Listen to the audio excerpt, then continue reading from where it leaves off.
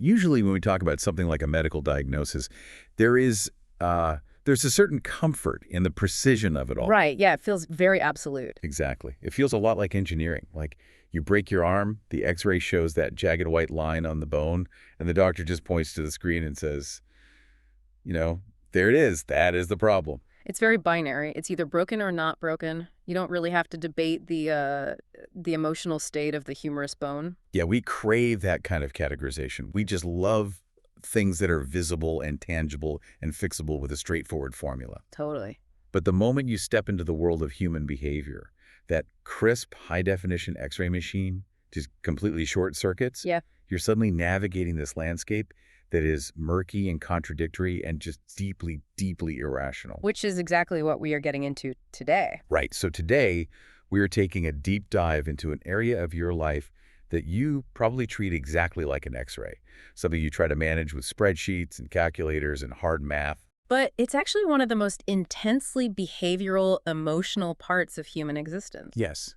We are unpacking a massive stack of notes, excerpts, and research centered around Morgan Housel's brilliant work, The Psychology of Money. And the mission of this deep dive is to completely reframe how you think about wealth, success, and, what it actually takes to be happy. It's such a profound shift in perspective. It really is. I mean, we have to strip away this illusion that finance is a hard science like physics. It doesn't have strict laws and formulas. We have to embrace the messy, complicated reality that money is essentially just a branch of psychology. I want to kick us off with a story from the source material that I think perfectly illustrates this stark contrast. Oh, the LA story. Yeah, go for it. Yeah. So picture a young guy working as a valet at an ultra-luxurious hotel in Los Angeles. This valet sees the absolute peak of wealth on a daily basis. Right, you'd have to in that job. But there's one frequent guest who really stands out. This guy is a technology executive, and by every conventional metric, he is a literal genius. Like bona fide smart? Exactly. In his 20s, he designed and patented a core component that's literally used in modern Wi-Fi routers. He started multiple companies, sold them for absolute fortunes, and was wildly successful. So on paper, he is the ultimate winner. He has the intellect and the capital. On paper, yes. But his actual relationship with his money was this chaotic, toxic mix of deep insecurity and bizarre, almost childish recklessness. No. Well, he would walk around carrying a physical stack of $100 bills that was several inches thick. Wow. Yeah, and he would just pull it out and show it to people in the lobby, unprompted. He would brag loudly about his net worth, usually after, a few too many drinks. That's incredibly tacky. It is. But the kicker is this one specific afternoon. He hands a colleague of the valet several $1,000s in cash and says, go down the street to the jewelry store and buy me a handful of $1,000 gold coins. Which is an eccentric request, certainly. But, for someone with that level of wealth, maybe he's just collecting them or something. You would think so. Yeah. But an hour later, the gold coins arrive. The tech executive and his buddies take the coins, wander down to a dock overlooking the Pacific Ocean, and they proceed to just throw the gold coins into the sea. I still can't get over this detail. Right. They were literally skipping them across the water like rocks, laughing, drinking, and arguing about whose $1,000 coin bounced the furthest before sinking to the bottom of the ocean. That is just visceral. It actually triggers a knot in your stomach just visualizing that kind of casual, pointless destruction of resources. Oh, it gets worse. Oh, right, the lamp. Yeah. A few days later, this same executive is having dinner in the hotel's high-end restaurant.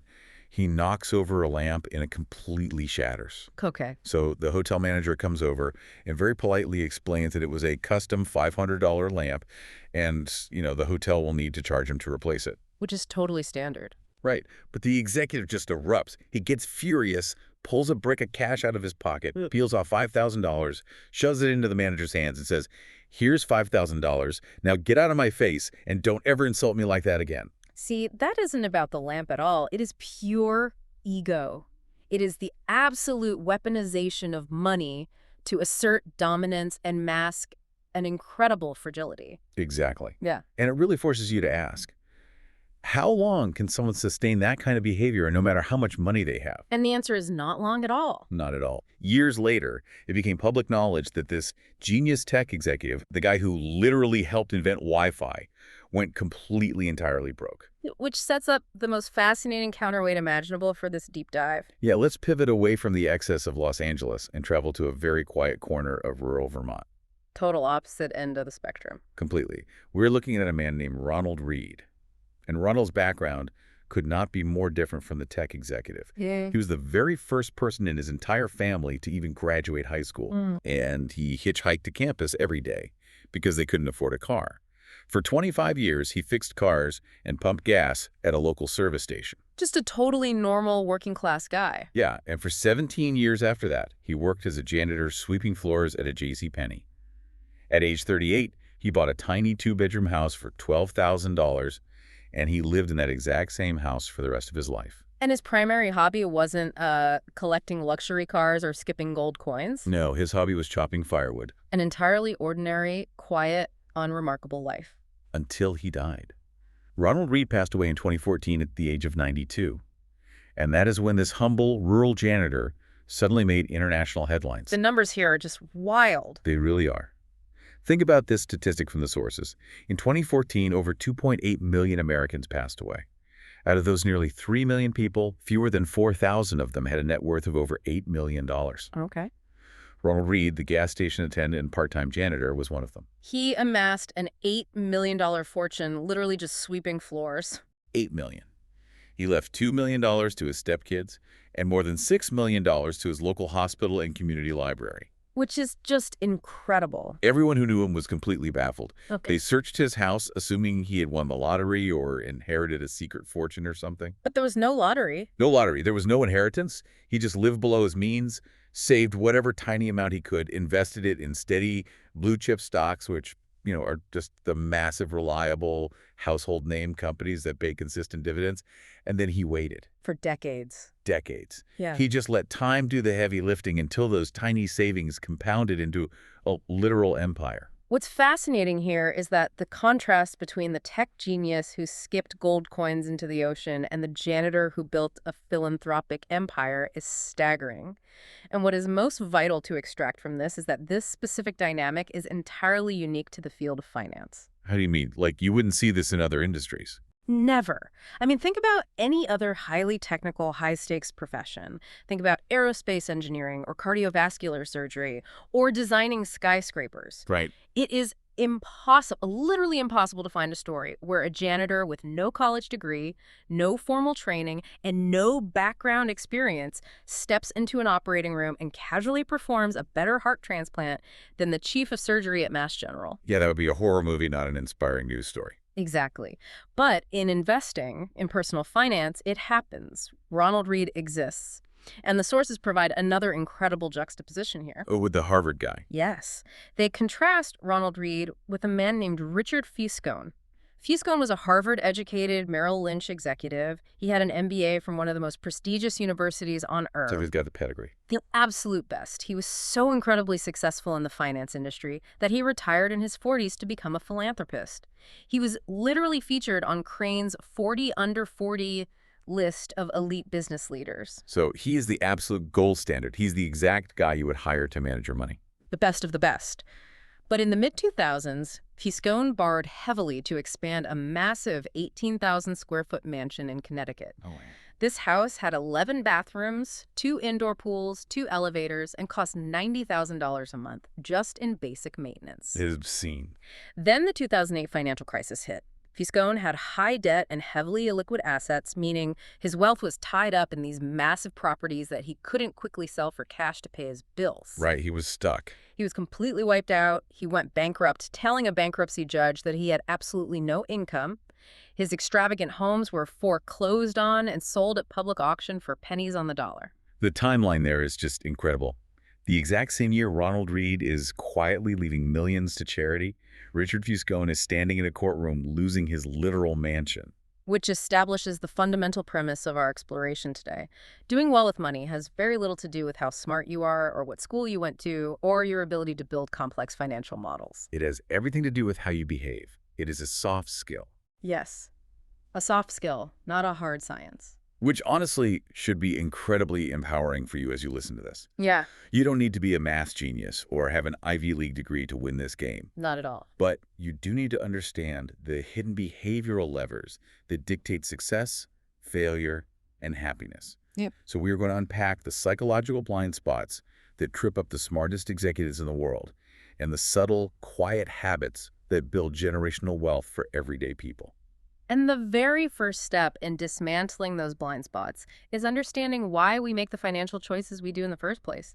Because if formal intelligence and IQ don't dictate financial success, what is driving the bus? It's an uncomfortable question, honestly. We all like to think we are acting rationally and making logical choices based on the data in front of us. But we aren't. Our financial decisions are driven by the unique, highly subjective lenses through which every single one of us views the world. And to understand this, we have to look at a concept called the generational lottery. The generational lottery. Okay. Yeah, so in 2006, two economists from the National Bureau of Economic Research, Ulrich Malmendier and Stefan Nagel, conducted this massive sweeping study. They dug through 50 years of data from the Survey of Consumer Finances, which is a highly detailed, comprehensive database tracking exactly what Americans do with their money over time. I'm trying to picture how they even measure that. What exactly were they looking for in 50 years of data? They were looking for the why. In classical economic theory, people are supposed to make investment decisions purely based on their goals and the mathematical characteristics of the investment options available to them at that exact moment. Right. Pure, cold logic. Exactly. But the economists found that people's lifetime investment decisions are heavily, almost entirely anchored to the specific economic experiences those investors live through during a very narrow window of time, early adulthood. So the environment you happen to be in when your brain is first grappling with adult concepts of money permanently wires your risk tolerance. Precisely. Let's look at the stock market. Imagine you were born in 1950. During your late teens and your 20s, the crucial years when your brain is forming its foundational lifelong understanding of how the world works, the stock market essentially went nowhere when adjusted for inflation. It was just flat. It was stagnant. It was a dead decade. Now imagine you were born just 20 years later, in 1970. During your teens and 20s, the S&P 500 increased almost tenfold. It was one of the greatest bull markets in history. Those are two completely different realities. Entirely. Okay, let's unpack this. Yeah. Are you telling me that a massive chunk of my financial worldview is just the dumb luck of what year I happen to be born? If I come of age during a massive boom, my baseline for normal is going to be completely skewed compared to someone who grew up watching their parents lose money in a stagnant market. That's exactly what I'm telling you. And those two groups of people, separated only by the random chance of their birth year, are going to go through the rest of their lives with fundamentally opposed views on how the financial system operates. The person born in 1970 feels deep in their bones that the market is a wealth-generating machine, and sitting on cash is foolish.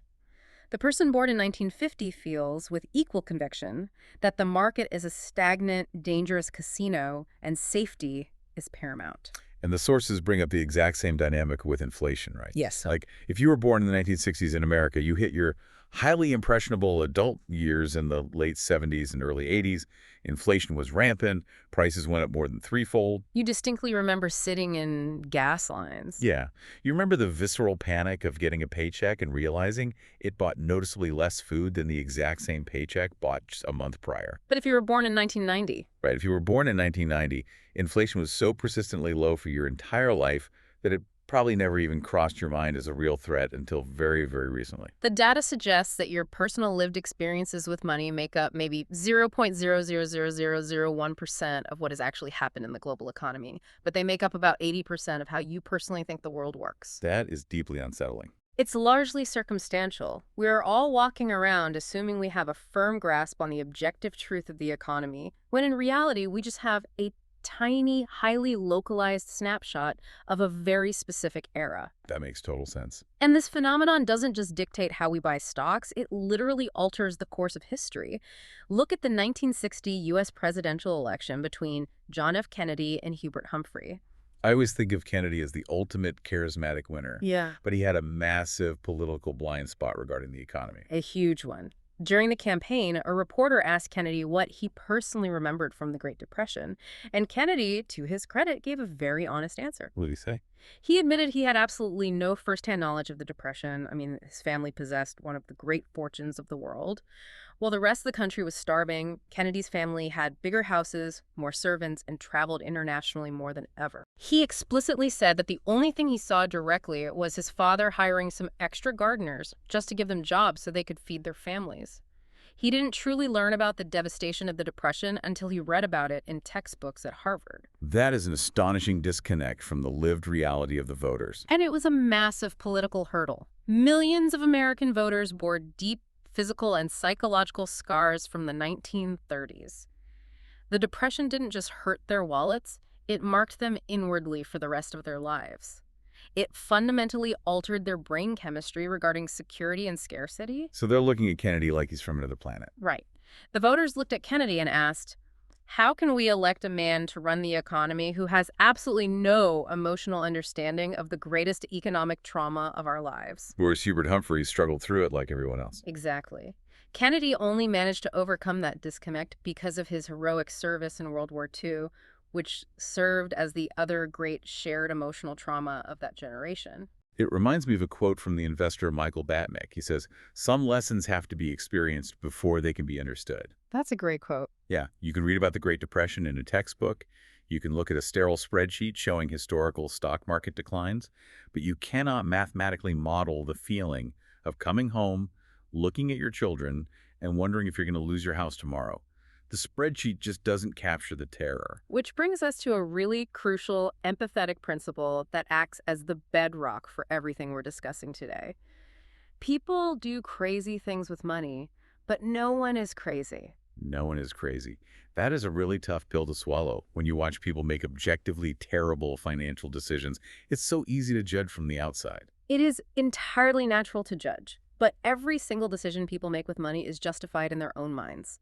They take the limited information they have at that exact moment, they plug it into their unique mental model of how the world works, a model forged by their specific generational trauma or luck, and the resulting decision makes perfect sense to them. It checks the emotional boxes they feel they need to check. Exactly. Let's apply that to a real-world example from the sources that usually makes people incredibly judgmental. The lottery. Oh, this is a perfect example. But data on lottery tickets is mind-blowing. Americans spend more on lottery tickets than they do on movies, video games, music, sporting events, and books combined. But the demographic breakdown is where it gets genuinely wild. The lowest income households in the U.S. spend, on average, $412 a year on lotto tickets. That is 4 times the amount spent by those in the highest income groups. And if we look at other financial data from those same demographics, we know that roughly 40% of Americans cannot come up with $400 in an emergency. Right. So the exact same people who are blowing $400 a year on scratch-offs are the ones who don't have $400 to fix a broken radiator so they can get to work or to pay an unexpected medical bill. Yeah. From my perspective, sitting here analyzing it, that looks utterly insane. It looks like a massive, foolish math error. Why would you throw away the exact amount of money that could save you from ruin? It does look like a math error from the outside looking in, but if we apply the principle that no one is crazy, we have to strain a little to understand their internal logic. Okay, walk me through it. Put yourself in the shoes of someone living in systemic poverty. You are living paycheck to paycheck, constantly teetering on the edge of disaster. The idea of saving enough money to materially change your life seems completely out of reach because every dollar is already spoken for by basic survival. Right, there's no margin. Exactly. Prospects for higher wages are non-existent. You can't afford a nice vacation or comprehensive health insurance or a home in a safe neighborhood. A college education for your kids means crippling unpayable debt. So the traditional logical paths to wealth that middle-class people rely on are essentially closed off. Completely closed off. So to that person, buying a lottery ticket isn't a math equation about statistical probabilities. They know the odds are terrible, but they aren't buying odds. What are they buying? They are purchasing the only tangible dream they will ever have of attaining the comfort and security that wealthy people already take for granted. They are paying $2 for a fleeting moment of hope. Wow. If you are already living a comfortable middle-class life, you don't need to buy that dream. You're already living it. But to someone with nothing, that ticket serves a profound psychological utility. That completely flips the judgment on its head. It doesn't mean buying the ticket is a good financial decision. Yeah. I mean, if they asked a financial advisor, they would still be told to save the money. But you suddenly understand why the behavior persists despite the math. Exactly. We aren't making decisions with spreadsheets. We're making them at the dinner table, scrambled together with our ego, our pride, our personal history, and our desperation. And if we zoom out even further, we also have to recognize the context of our environment. We expect humans to be perfectly rational financial actors, but we forget that modern finance is incredibly, incredibly new. We are all essentially novices trying to survive in an alien landscape. This blew my mind when I read it in the sources. We talk about things like retirement or investing for the future as if they are these ancient foundational human rights that we've been practicing since the dawn of civilization. Not at all. The entire concept of being entitled to a decades-long retirement is maybe 2 generations old. Really? Yes. Before World War II, most Americans simply worked until they died or until they were physically incapable of working and had to be taken in by their children. The labor force participation rate for men over 65 was above 50% until the 1940s. That is intense. Social Security started in 1940, but the very first check issued was for $22. It wasn't a proper pension designed to fund a life of leisure. It wasn't until the 1980s that the idea of a dignified, independent retirement for everyone really took hold in the cultural consciousness. And the actual financial vehicles we use to achieve that dream are basically infants. The 401k, which is the cornerstone of American retirement, didn't even exist until 1978. Right. The Roth IRA was born in 1998. The Roth IRA is younger than Google. We've had domesticated dogs for 10,000 years, and they still occasionally bite people or act like wolves. We've had the modern financial system for maybe 40 years, and we're frustrated with ourselves that we haven't perfectly acclimated to it. We're just too hard on ourselves. We are. We are winging it in an evolutionary blink of an eye system. Our brains are wired to hunt and gather, not to calculate compound interest on a 30-year target date fund. So if our worldview is heavily biased by the random luck of when and where we were born, and we are all operating in a brand new system our brains aren't evolved for, it means we really don't have total control over our financial destiny. There are massive, invisible forces at play. Which requires us to look much closer at the concept of luck and its dark, unavoidable mirror image, risk. Luck and risk are essentially siblings. They are two sides of the exact same coin. They both represent the stark reality that every outcome in life is guided by forces outside of individual effort. I want to explore this through the ultimate modern success story, Bill Gates. Perfect example. Right. The cultural narrative around Bill Gates is usually very straightforward. He was an absolute genius. He worked harder than anyone else. He had an incredible vision for the future of personal computing, and boom, Microsoft changed the world. And to be fair, all of that is true. It is true. He is staggeringly smart and hardworking, but there is a massive anomaly in his story that gets completely overlooked. In 1968, he attended Lakeside School, a private high school just outside Seattle. And Lakeside School had a computer. But not just any computer. This wasn't a standard piece of equipment. A teacher there named Bill Dougal used $3,000 from a school rummage sale to lease a Teletype Model 30 computer hooked up to a massive mainframe. Which is insane for 1968. This is 1968. Most university graduate schools didn't have a computer that advanced, and Bill Gates, in the 8th grade, had virtually unlimited access to it. The statistical improbability of that access is breathtaking when you break down the numbers. Let's hear that. Okay, in 1968, there were roughly 303 million high school-age people in the world. About 18 million of those were in the United States. 270,000 were in Washington state. Roughly 100,000 lived in the Seattle area. And exactly 300 of them attended Lakeside School. Literally 1 in a million. Out of 303 million high schoolers on the planet, Bill Gates was one of the 300 who had the cash, the location, and the incredible foresight of a single teacher to provide a computer. And because of that access, Gates and his friend Paul Allen essentially became world-class computing experts before the rest of the world even knew what a computer was. Gates himself actually acknowledged this. He told the graduating class at Lakeside in 2005, if there had been no Lakeside, there would have been no Microsoft. That is the raw, unadulterated power of a 1 in a million stroke of luck. It doesn't diminish his hard work, but his hard work required that luck to ignite. Right. But to fully understand that force, we have to look at the other side of a coin. We have to look at the tragedy of Kent Evans. Most people know Bill Gates and Paul Allen. They are the famous duo.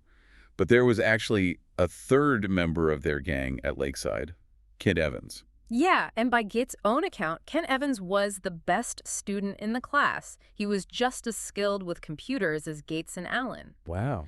The school actually tasked Bill and Kent to build a computer program to automate the entire school's class scheduling, and they did it successfully. And Kent had the relentless business mind. They were plotting the future together. Exactly. Gates remembers Kent carrying around a big professional lawyer's briefcase, constantly scheming about the future. Were they going to be CEOs, Mhm. generals, ambassadors? They didn't know, but they knew they were going to conquer the world together. Gates said he was sure they would have gone to college together, and he firmly believes Kent would have been a founding partner of Microsoft. But Kent never graduated high school. He died in a mountaineering accident before graduation. Every year, there are roughly 3 dozen mountaineering deaths in the United States. The mathematical odds of being killed on a mountain while in high school are roughly 1 in a million. That is haunting. It's the exact same odds. Bill Gates experienced 1 in a million luck. Ken Evans experienced 1 in a million risk. It is the exact same magnitude of force working in opposite directions. Both stories prove that our lives are driven by a complex web of moving parts, and the accidental impact of actions completely outside our control can be vastly more consequential than the actions we consciously choose to take. It's chilling when you think about it like that. We are all just one person navigating a chaotic game involving 7 billion other people, which makes it incredibly hard to judge what actually causes success and failure. It really does. Like, think about Cornelius Vanderbilt, the famous railroad tycoon. He was constantly breaking the law to expand his empire. An advisor once warned him that his business transactions were blatantly illegal, and Vanderbilt notoriously replied, "What do I care about the law? Ain't I got the power?" Or consider John D. Rockefeller, whose relentless circumvention of the law led a federal judge to publicly call his company no better than a common thief. All right, so this raises a huge problem for anyone trying to learn how to be successful. If Vanderbilt's company had been crushed by the courts and he was thrown in jail, history would label him a reckless criminal who destroyed his own wealth. Absolutely. But because he won, because he skirted by, we call him a scrappy visionary who didn't let red tape hold him back. How is the listener supposed to learn from success stories if half of them are just survivorship bias? Where is the line between being a bold visionary and a reckless fool? This raises an important question, and honestly, the line between inspiringly bold and foolishly reckless is a millimeter thick, and it is only visible in the rearview mirror. That's a great way to put it. We have this very dangerous tendency to look at whoever is on the cover of Forbes magazine and assume that 100% of their outcome was due to their brilliant, calculated decisions, while completely ignoring the invisible hand of luck that steered them away from disaster. And we do the reverse for failure, right? Exactly. We look at people who fail and assume their ruin was caused entirely by laziness or stupidity, ignoring the dark side of risk that overwhelmed them. So what's the actionable advice there? If I can't trust the biographies of billionaires to give me a reliable roadmap, what am I supposed to do? You have to stop studying the extreme outliers. The more extreme the outcome, the less likely you can apply its lessons to your own life, because the more likely that outcome was heavily influenced by the extreme ends of luck or risk. Right. Emulating Warren Buffett's specific stock picks won't make you Warren Buffett, because you cannot emulate the incredibly specific economic era he grew up in or the specific strokes of luck he encountered. You can't replicate his luck, so you shouldn't try to replicate his exact tactics. Yeah. We should be looking for broad, common patterns instead. Exactly. Focus on patterns that apply to the median person. Broad patterns, like people who control their time tend to be happier, are much more reliable than this specific CEO woke up at 4 a.m. and ate raw eggs, so that's the secret to wealth. I love that. We need to accept that nothing is ever as good or as bad as it seems.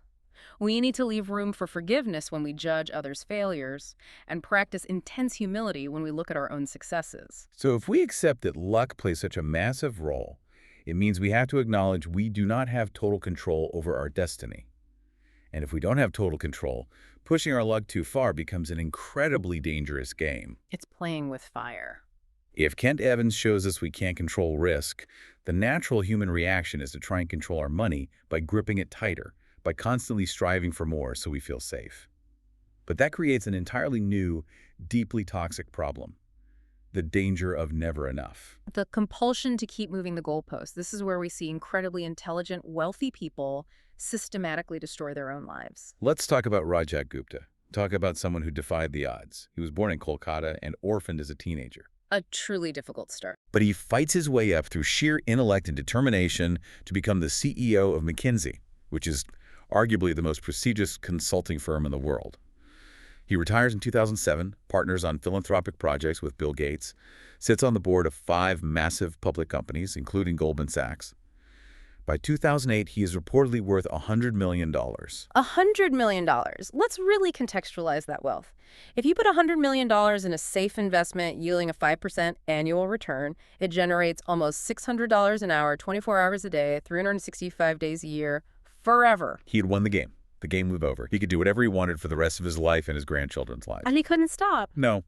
He didn't want to be a centimillionaire. He wanted to be a billionaire because he's sitting in these Goldman Sachs board meetings surrounded by private equity tycoons making billions of dollars, and he wants into that inner circle. He feels poor compared to them. Which is just crazy. So in 2008, at the absolute terrifying height of the global financial crisis, Warren Buffett plans to invest $5 billion to save Goldman Sachs.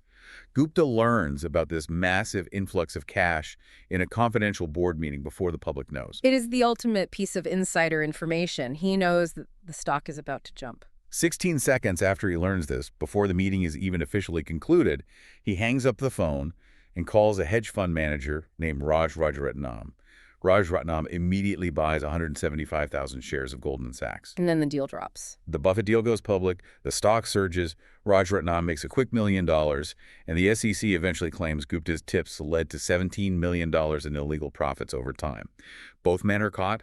Both men go to federal prison. Their reputations, built over decades, are instantly destroyed. And we see the exact same psychological flaw in Bernie Madoff. Everyone knows Madoff as the mastermind behind the largest Ponzi scheme in history. But what gets completely overlooked in his narrative is that before the fraud began, Madoff had a wildly successful, completely legitimate market-making business. It was highly profitable, totally legal, handling a huge volume of trades off the New York Exchange. He was legitimately making between $25 million and $50 million a year completely legally. So why? This is the central puzzle. Yeah. Why does someone worth hundreds of millions of dollars, someone legitimately making $50 million a year, risk everything they have, their freedom, their legacy, their family, for more money? Warren Buffett summarized this behavioral flaw perfectly. He said, to make money they didn't have and didn't need, they risked what they did have and did need. And that's foolish. It's just so simple when you put it like that. There is absolutely no logical reason to risk what you already have and what you desperately need for something you don't have and don't actually need. It really exposes the toxic engine driving modern capitalism. Social comparison. Yeah. It's this endless, exhausting treadmill. Think about the evolutionary biology of status. We are wired to want to be higher in the tribe's hierarchy because it meant better access to food and mates. Right. It was survival. But today, the hierarchy is global and infinite. Imagine a rookie baseball player making $500,000 a year. To almost anyone on Earth, he's incredibly rich. But he shares a locker room with Mike Trout, who has a $430 million contract.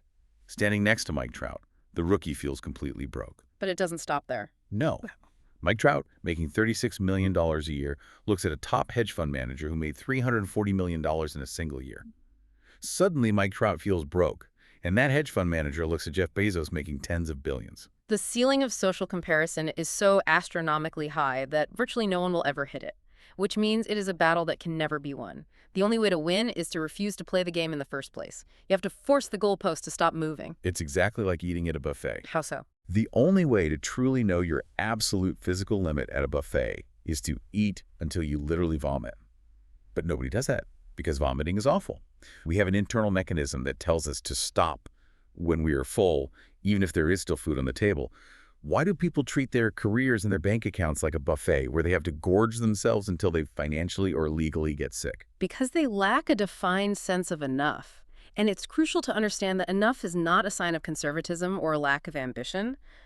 Enough is the profound, mature recognition that an insatiable appetite for more will eventually push you to the point of profound regret.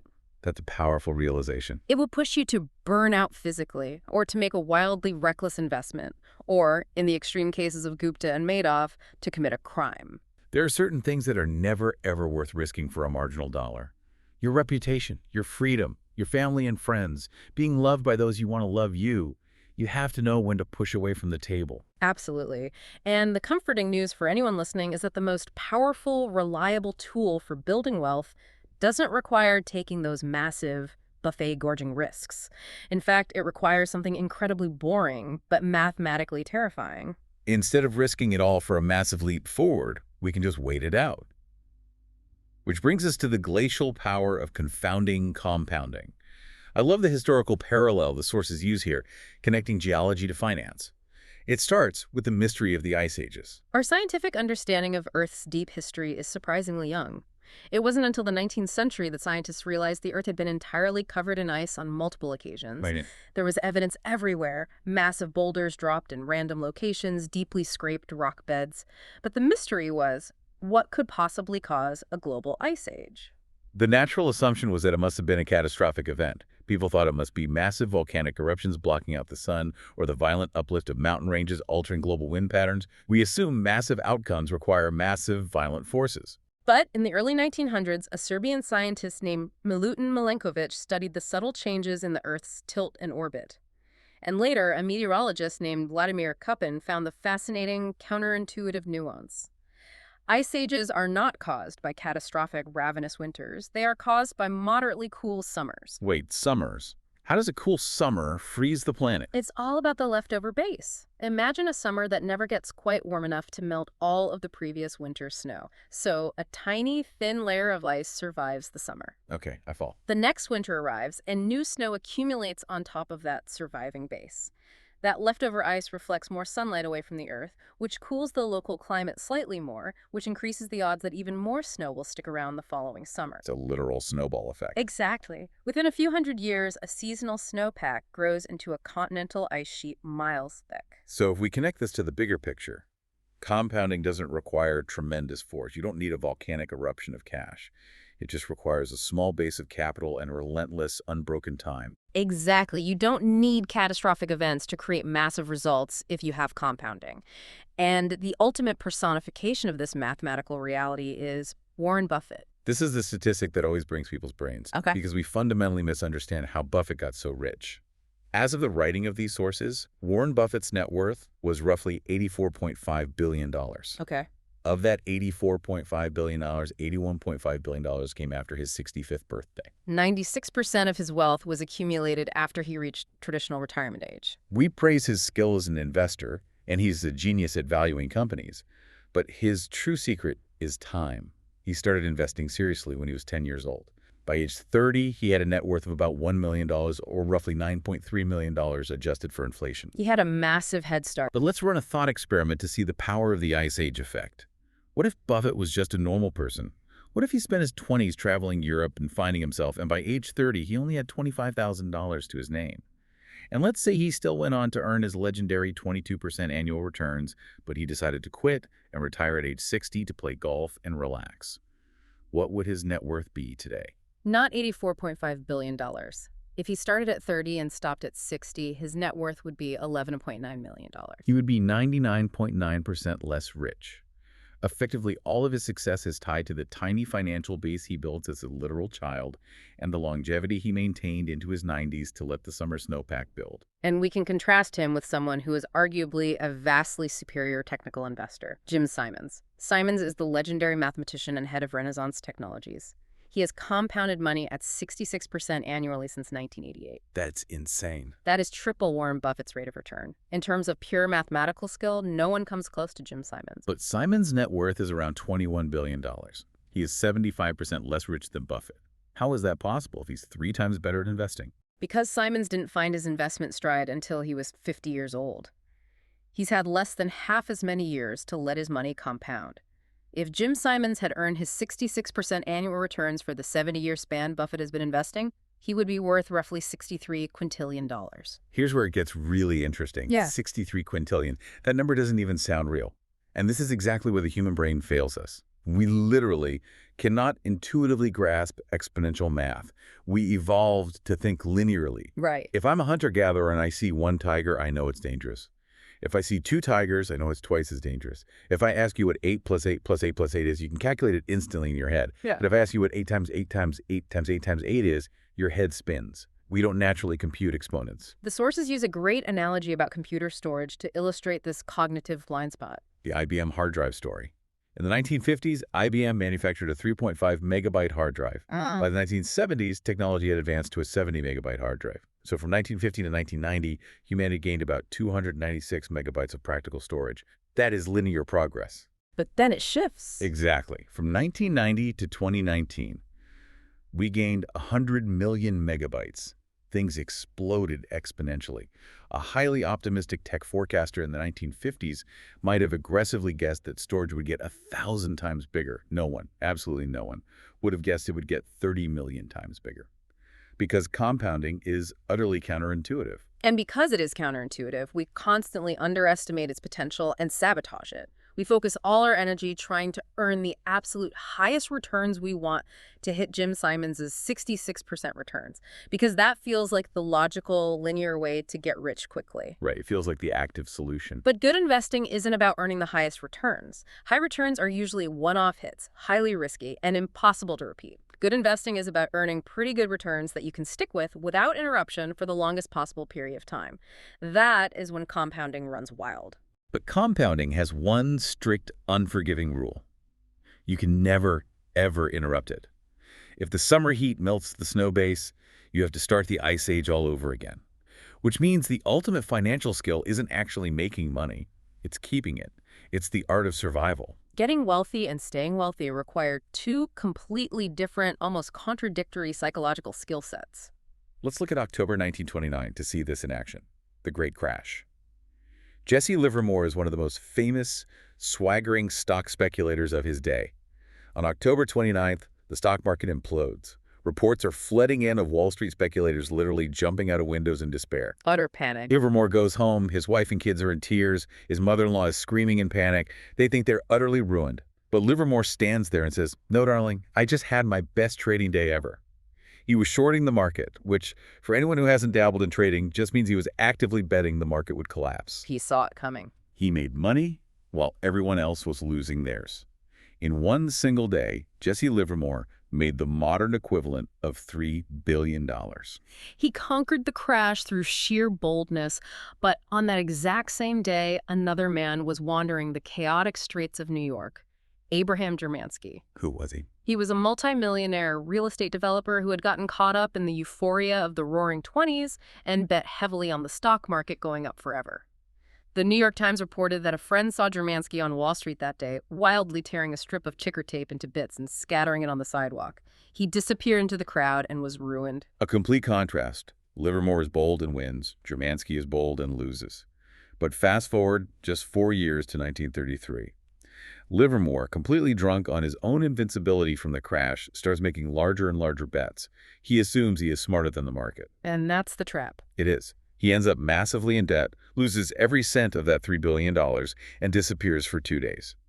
When he finally returns to his family, he is broken. He eventually took his own life. Both men were incredible at getting wealthy. They knew how to take risks and spot opportunities, but neither of them possessed the psychological skills required to stay wealthy. Because getting money requires taking risks, being relentlessly optimistic, and putting yourself out there. But keeping money requires the exact opposite emotional state. It requires a profound sense of humility, paranoia, and a constant, lingering fear that what you have made can be taken away from you at any moment.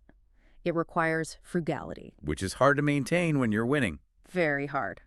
Michael Moritz, the billionaire head of Sequoia Capital, was once asked why his venture capital firm survived and thrived for 4 decades while so many of his competitors collapsed. His answer was revealing. "We've always been afraid of going out of business. We assume that tomorrow won't be like yesterday." Paranoia. Only the paranoid survive. The ultimate financial skill isn't picking the perfect stock. It's building a system that is immune to disaster. Exactly. Because if you wipe out, you interrupt the compounding. You melt the snowpack. You have to be financially unbreakable.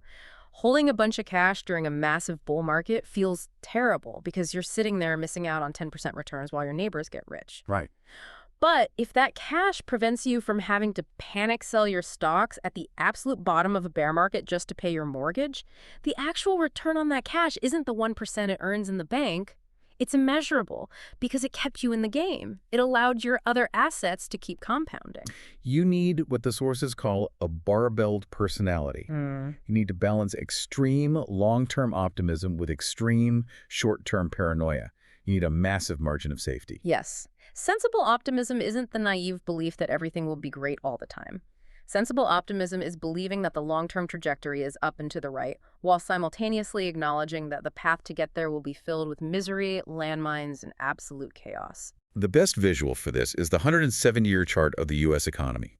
From 1850 to today, the standard of living in America increased roughly 20-fold. It's an absolute miracle of human progress. It really is. But look at what happened during that exact same time period. 1.3 million Americans died in wars. We suffered through 33 separate economic recessions. 99.9% of all companies created during that time failed and went bankrupt. 4 presidents were assassinated.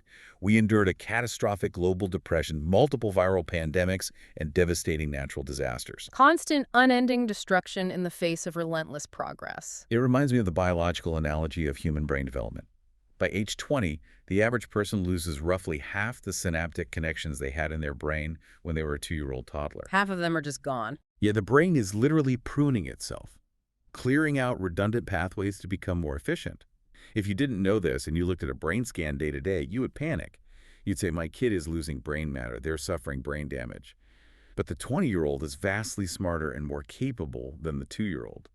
Destruction, loss, and chaos are actually the messy, inevitable path of progress. If you can survive the short-term synaptic pruning, the recessions, the bear markets, the personal setbacks, you position yourself to capture the long-term growth, and more importantly, if you survive long enough, you set yourself up to capture the rare, massive events that actually drive all significant success, the tail events. Which is the core math of extreme success. Let's look at Heinz Berggruen. He fled Nazi Germany in 1936 and eventually became one of the most successful art dealers of all time.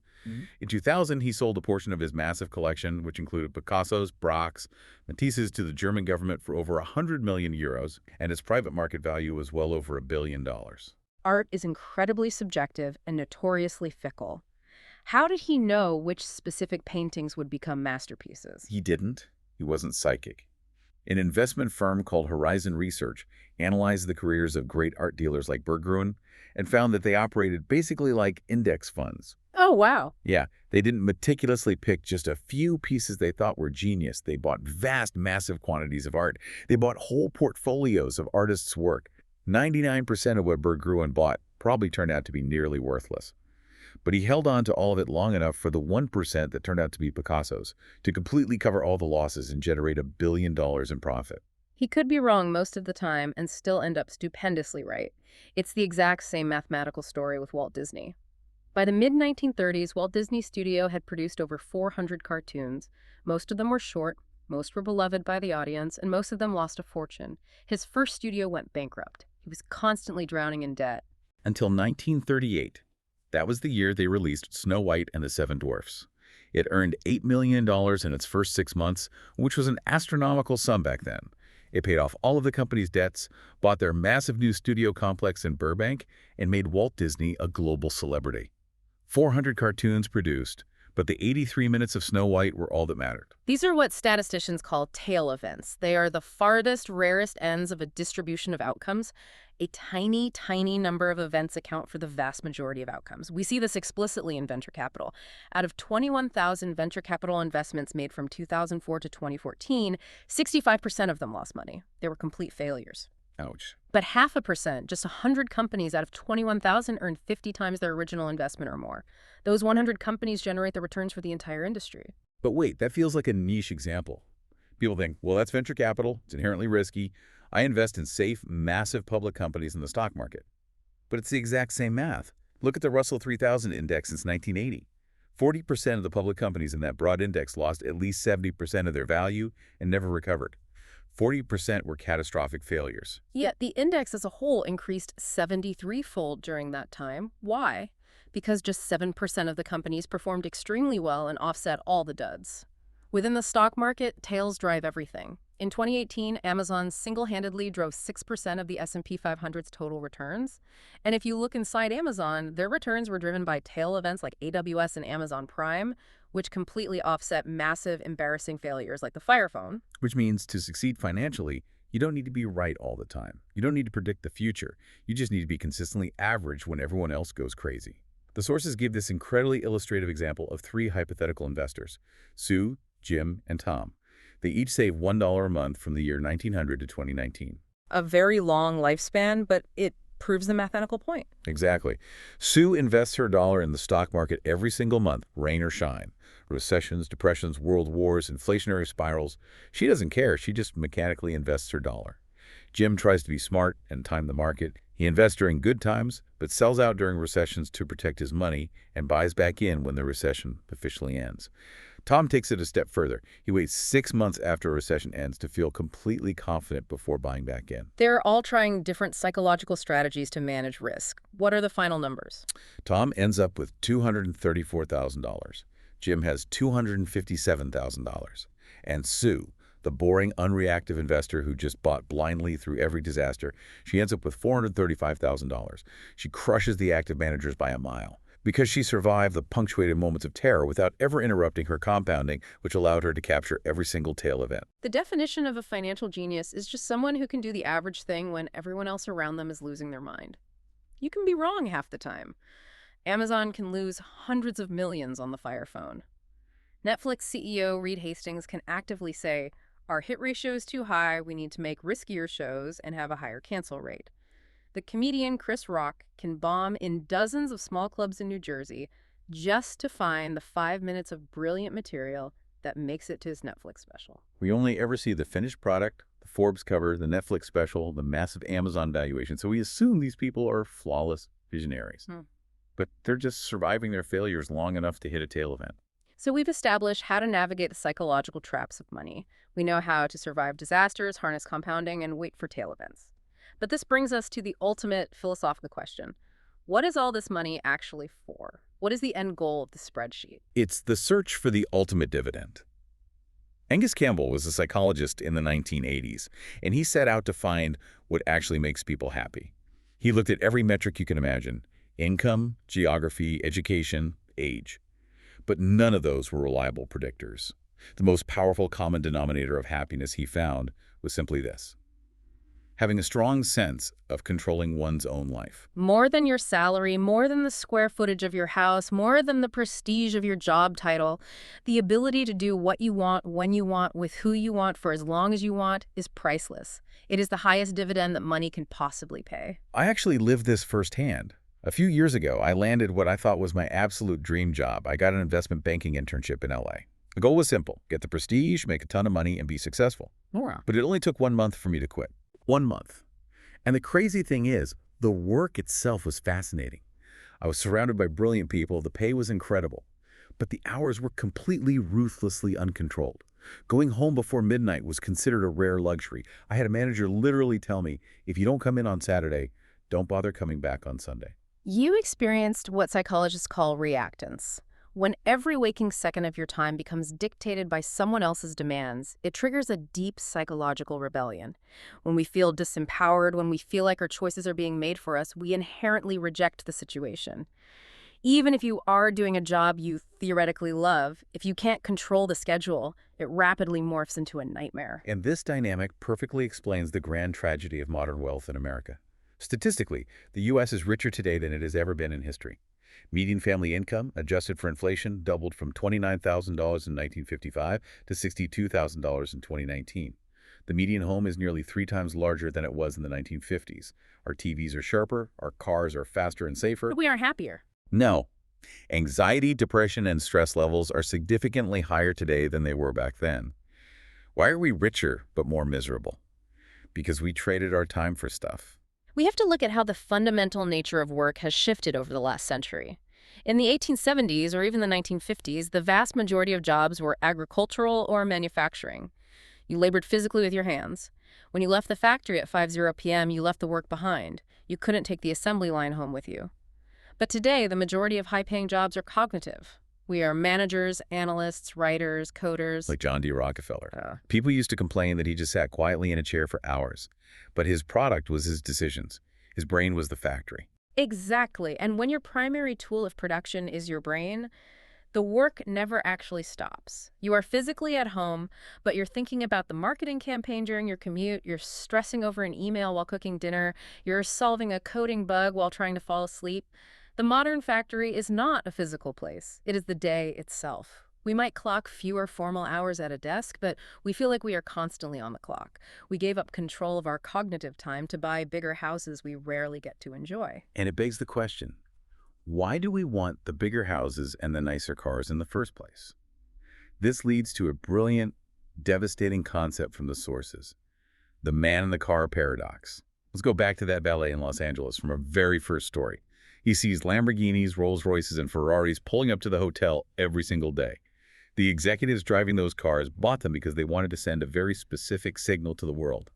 I am smart, I am rich, I am important, look at me and admire me. But what is the valet actually doing when the car pulls up? He's completely ignoring the driver. He doesn't give the guy behind the wheel a single moment's thought. The valet is staring at the Ferrari, imagining himself in the driver's seat. He is using the driver's wealth as a benchmark for his own desire to be admired. It is the ultimate illusion of wealth. You want wealth to signal to others that they should be impressed by you. But people don't use your wealth to admire you. They use your wealth as a mirror to project their own desires. When you drive a Ferrari, no one is impressed with you. They are impressed with the car, and they wish they had it so people would be impressed with them. It's devastatingly true when you really think about it. You grind at a job you hate to buy a fancy watch, thinking it will earn you respect, but it almost never brings genuine respect from the people whose respect actually matters. So if the luxury goods don't bring the admiration you crave, and if the high-paying job strips you of your autonomy and triggers psychological reactance, what is the actual point of wealth? Why bother saving? The point of wealth is freedom. The point is being able to wake up on a random Tuesday and say, I can do whatever I want today. Wealth is having a 6-month emergency fund so you aren't terrified of your boss firing you. Wealth is the ability to take a lower-paying job that has a shorter commute so you can see your kids. Wealth is retiring when you want to, not when your deteriorating health forces you to. Wealth is what you don't see. It's the unbought Ferraris. It's the unspent assets that give you options, flexibility, and control over your own time. Wow. Okay, we've covered an immense amount of ground today. We've realized that money isn't a cold, hard spreadsheet of mathematical facts. It is a deeply emotional, profoundly psychological game. We've seen how the generational lottery violently shapes our worldview, how luck and risk are the twin forces we can't control, and how the toxic desire for never enough destroys empires. We've looked at the glacial, counterintuitive power of compounding, the absolute necessity of paranoid survival, how tail events drive all human progress, and ultimately, how controlling your time is the only real prize in this entire game. It is a complete paradigm shift for anyone who has been treating their financial life as a pass-fail math test. And as we wrap up, I want to leave you with a final lingering thought to mull over as you go about your week. If we now understand that our financial lives are dictated almost entirely by our personal psychology, our emotional control, and our internal narratives rather than our math skills, what other deeply frustrating areas of your life are you currently trying to solve with logic and spreadsheets when you should really be solving them with self-reflection? Think about that the next time you see a Ferrari or a broken lamp. Thank you for joining us on this deep dive.